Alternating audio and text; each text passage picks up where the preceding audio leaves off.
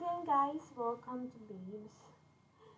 This is my second video since yung first hindi na same. Nakakainis. So yun nga, so sa mga nag-iintay dyan ng upload ko, pasensya na ang tagalan for CBPA tips. Since nagdaan ng holiday this last Christmas and New Year, medyo naging busy ang Mima. Okay, so possible the reason you are here guys was because you have passed your initial interview and congratulations for that. Meron na lang kayong tatlong step which is CBPA, final interview, and client's interview or client matching. So for CBPA, once you passed your initial interview at Cyberbacker, most likely in the interview they will going to send inform you that you already passed, or they can send you an email stating that you have already passed your initial interview.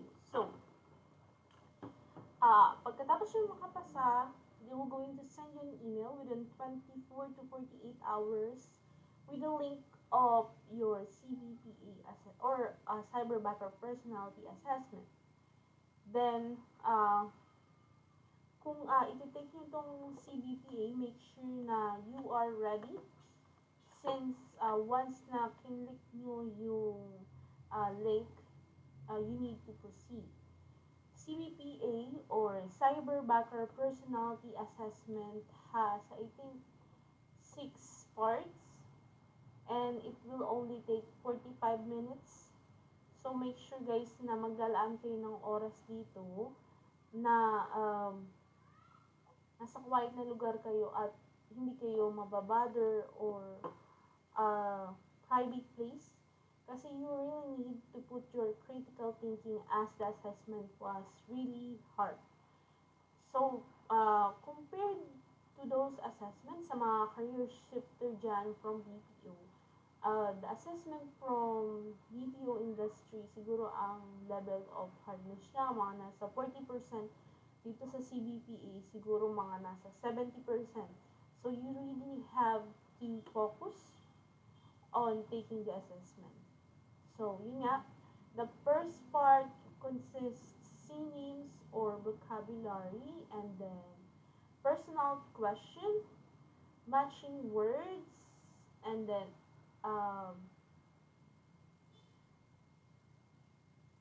abstract, and then typing test. Tama ba? Ano ba yun? I think lima lang. Hindi ko maalala. Kasi nga, sa hirap ng assessment, hindi mo na maaalala yung mga napagdaanan mong question kasi nga, you need to focus on those questions. Kasi nga, it really going to test your critical thinking skills. So, I will going to give you some example, but this is not a specific question na nandun sa assessment. This is just an overview kung paano kayo maghahanap ng reviewer since may mga available naman ito online.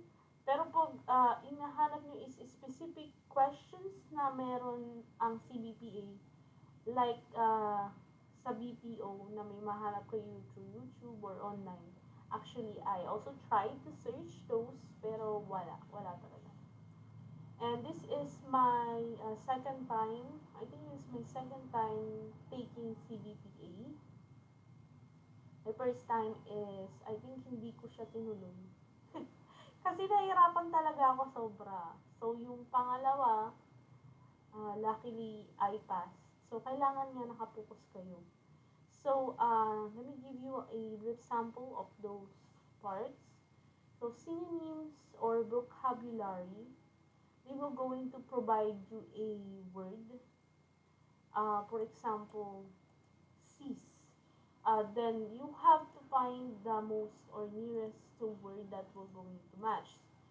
So you don't have to worry since there will be a given sample, given sample or pagpipilian dun sa mga provided word. So provided word, for example, cease, and then there will be an option like letter A, is it past tense? B, make, C, stop, D, continue.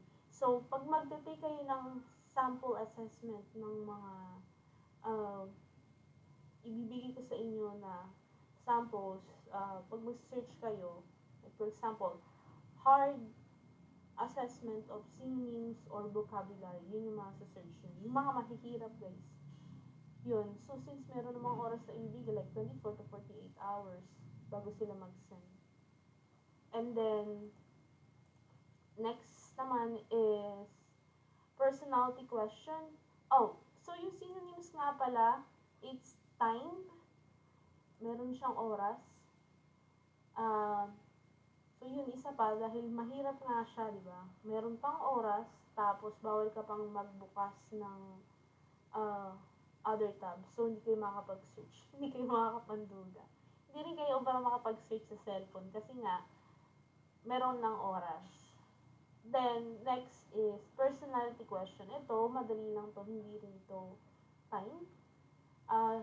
Merong provided scenario, and then, may mga pagpipilian kayo doon.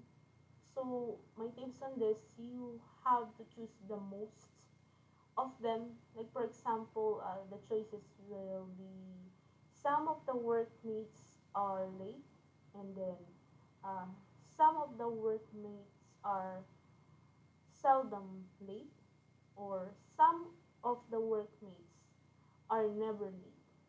So you will just choose the best of it. So since this is a personality question, and then there will also given again another scenario, and then there is a choices like I will never use the company tools with my personal reason. I will use seldom the company tools with personal reason. So you have to choose the best answer. And the next part is matching words. So merong instruction that you have to choose probably 4, 5, or 6 words that we're going to match. Like for example, pencil, ball pen, paper, notebook, eraser, and then electric fan. So, yung binigay kong sample, easy lang yun, guys. Sabi ko nga, mahirap ang questions. So, you have to be prepared. So, that is just a sample. So, pipili kayo doon. For example, sinabing 4 na magkakapareho ang kailangan mong piliin. 4 doon yung kailangan mong piliin. And then next is fill in the blank. So there will be a statement or words that is provided. Like for example,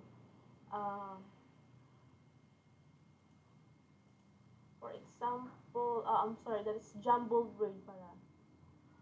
And then the sample word is event on last Saturday. Then there will be a option there kung alin dun yung mga magkakasunod dun sa line words na walang sagot. So, kung dun ba sa unang line is ang lalagay mo ba yung A, sa pangalawang line ang lalagay mo ba yung B, sa pangatlo is C ba? Tapos, yon time question din siya. And then, after that, abstract. Ang 5 is abstract. Yung abstract is like logic test, which is you're going to mirror the image that we're going to provide.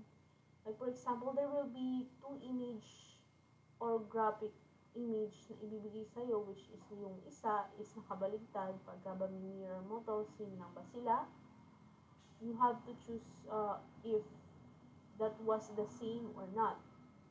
So for example, this is just an example, okay? A picture of a cat, and then pagka ba mirror mo, are they the same? For that, or okay naman yung mga blocks. So yun nga, yung mga binigay ko sa inyong samples, they can all be searched para makapag-practice kayo sa YouTube.